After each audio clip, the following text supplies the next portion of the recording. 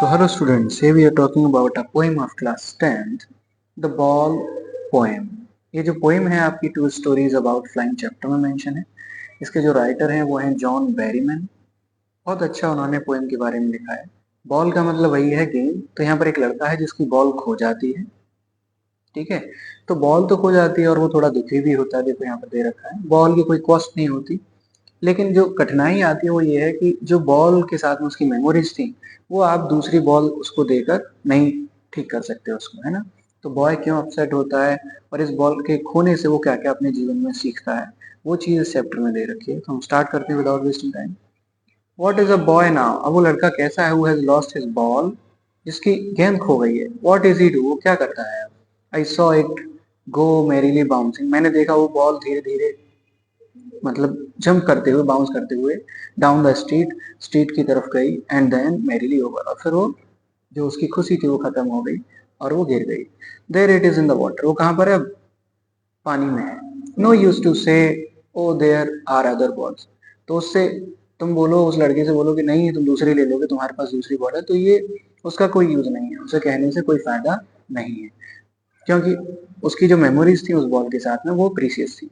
N ultimate seeking grief fixes the boy as he stand rigid trembling, staring down all his young days into the harbor where his ball went। तो कहने का मतलब क्या है? An ultimate shaking grief, मतलब shaking का मतलब होता है हिला देने वाला, ग्रीफ माने दुख। एक अचानक से एक दुख उसके अंदर उमड़ आता है उस लड़के के अंदर, जैसे वो खड़ा हो जाता है बिल्कुल रिजिड, मतलब टफ होके, दृढ़ होके। ट्रेमलिंग, कांप रहा होता है। स्टेयरिंग डाउन, देख रहा होता है। स्टेयरिंग का मतलब होता है टकटकी लगा के देखना, तो उसकी तरफ घूर के देख रहा होता है। ऑल हिज यंग डेज, जितने भी उसके दिन थे बचपन वाले, young days, into the harbour, harbour where his ball went, जहाँ हार्बर होता है आपका बंदरगाह, जहाँ पर शिप्स खड़े होते हैं, तो उसकी जो बॉल है ना वो उस बंदरगाह पर गिरी हुई है, तो वहीं पर वो देख रहा है, क्योंकि उस बॉल के साथ में उसके बचपन के दिन जुड़े हुए थे। I would not intrude on him, intrude का मतलब होता है घुसपैठ या फिर उसको डिस्टर्ब करना, तो मैं उसको यहाँ पर इंटरप्ट नहीं करूंगा, मतलब उसे डिस्टर्ब नहीं करूंगा। A dime another ball is worthless, कहने का मतलब है यदि दूसरी बॉल आप उसे रिप्लेस कर देंगे तो उसका कोई भी फायदा नहीं है, उसको वो वर्थलेस है उसके लिए। ठीक है ना। डाइम का मतलब क्या है? डाइम यहाँ पर आपका क्या है? यूएस या फिर कनाडियन डॉलर है। तो उसके लिए हो सकता है कि आप डॉलर से रुपए ले आए तो रुपए से बॉल दे दें, तो वो उसके लिए वर्थलेस है, क्योंकि मेमोरीज तो उसके साथ में जुड़ी हुई है। Now he senses first responsibility, यहाँ पर वो अपनी जिम्मेदारी, पहली जिम्मेदारी सीखता है। क्या सीखता है? इन ए वर्ल्ड ऑफ पोजेशन, कहने का मतलब इन ए वर्ल्ड ऑफ पोजेशन, मतलब इस पोजेशंस की दुनिया में, मतलब इन, अभी क्या है, अभी जिम्मेदारी की दुनिया जो है, या फिर इसको अधिकारों की दुनिया बोले, स्वामित्व की दुनिया है।